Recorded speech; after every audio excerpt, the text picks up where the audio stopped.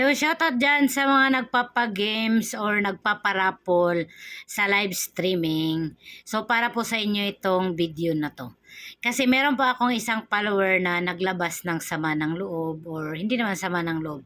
So, nagsabi siya ng saloobin niya. Kasi nga, umattend siya sa isang live streaming at meron itong pag-games. Parang merong pa-premyo ba? Nung nag-attend siya sa live streaming, so nanalo siya. 3 beses ata siyang nanalo nung pag-games ng host. Kapag nagpapag-games tayo sa live streaming, so, 'di ba nagpapa-share tayo, yun lang mananalo, yun nag-share ng live streaming natin. So, yun pong followers ko, nag-stay siya sa live streaming ni Madam kasi siyempre gusto niyang manalo.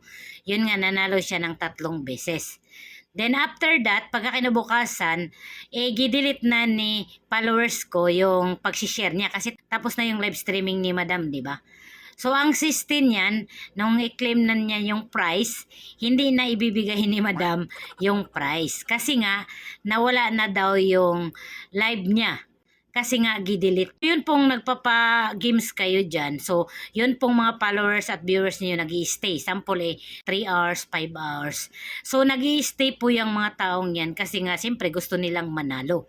So, kapag po natapos na yung live streaming, so, pwede na po nila yung i-delete. Kasi bihira lang po yung magre-replay ng live streaming natin. So mostly po nakakakuha tayo ng malaking minutes doon mismo kapag merong nag-attend ng live streaming natin. Pero yung pagre-replay sa mga live streaming natin, so bihirang-bihira na lang po yung magre-replay. Dapat po ay hindi nyo po basihan na hindi nyo ibigay yung napanalunan ng mga kung sino man yung mga umattend sa live streaming ninyo kapag i-delete na nila yung pag-share. Kasi ngayon nag-live streaming kayo tapos pagka kinabukasan, normal, i-delete po nila yan kasi tapos na yung live streaming. So, sample na lang po sa akin kapag nakiakyat ako sa isang live streaming. So, kapag nakiakyat po ako sa isang live streaming, ginashare ko po yung live niya. Pero pagkatapos po ng live ng host na yon, i-delete ko po yung pag-share ko ng live. Kasi ito po yung isang rason ko. Minsan kasi nagkakaroon tayo ng violation sa pagla-live streaming. So kapag ako ay nag-share ng live streaming mo, tapos nagkakaroon ka ng violation, so madadamay din ako. So kaya ang ginagawa ko, pagkatapos ng live streaming mo, so i-delete ko na yung pag-share ko. So para din makaiwas tayo sa pagkakaroon ng violation. Para no sa mga nagpapagames dito sa live streaming, wag naman pong ganun. Siyempre po, nag-stay po yung mga viewers ninyo at followers ninyo sa live streaming ninyo. So kapag nanalo po sila, ibigay nyo po yung prize. Ano ba yung gusto ninyo pala 1 week na mag-stay yung live streaming ninyo sa wall nila? Hindi naman po pwede yun kasi may mga video din sila na kailangan nilang i-post or kailangan nilang i-promote sa wall nila. So kapag po matapos na po yung pagla-live streaming ninyo at nakashare naman sila, so kailangan nyo na po yung i-delete. Unfair po yung gusto ninyo na hanggang kinabukasan hindi pa nila i-delete or baka umabot pa ng 1 linggo, 1 buwan. So unfair po yan para po sa mga nag-attend ng live streaming ninyo.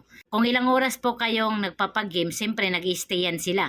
So yun pong ilang oras na pag-i-stay nila at nakisali sila sa paglalaro, dapat pong ibigay ninyo yun. Huwag nyo pong basihan na gidelete na nila pagka kinabukasan yung pag-share nila, hindi nyo na po ibibigay yung price na napanalunan nila. So hindi po maganda yan, madlang people. So halata po na selfish kayo. Para po no sa mga nagpapag-game sa live streaming, huwag naman pong ganun. So ibigay nyo po yung karampatan na price kapag nanalo po yung mga followers at viewers ninyo, yung mga nag-i-stay sa live streaming ninyo. Huwag po tayong makasarili, madlang people, kasi kapag ganyan po ang gagawin natin, so madadala po yung mga followers at viewers natin.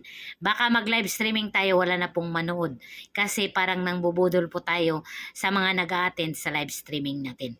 So, kung sino man yung mga nagpapag-game sa live streaming, so wag nyo pong gawin na yan, madlang people. As long as po, nag-stay po sila sa live streaming ninyo at nag-share sila actual kapag nandyan sila sa live streaming ninyo. So, kailangan nyo pong ibigay yung premyo na napanalunan nila. So, hindi po porket nag-share sila, forever na yung pag-share nila sa mga live streaming ninyo. Kailangan din natin nalinisin yung account natin kasi minsan natsatsambahan tayo ni Facebook at possible tayong magkaroon ng violation. So, alam ko naman na yung ibang nag-live streaming ay hindi naman ganyan. So, para po sa mga nagpapalaro, so maging patas po kayo para po hindi madala yung mga viewers at followers ninyo na mag-attend sa live streaming ninyo.